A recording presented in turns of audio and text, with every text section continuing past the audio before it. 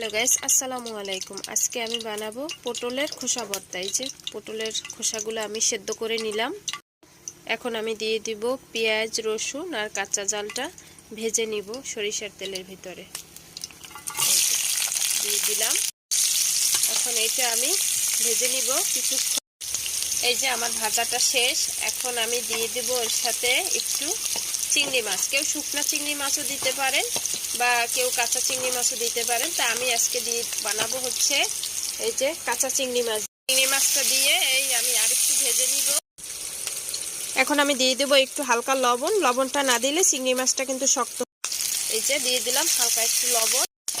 এই যে আমার ভাজা শেষ। এখন আমি দিয়ে দিব পটলের খোসাগুলো দিয়ে দিচ্ছি। পটলের খোসাগুলো এই যে হয়ে গেল আমার পটলের খোসাটা ভাজি করা। এখন আমি এটা ব্লেন্ড করে নিব।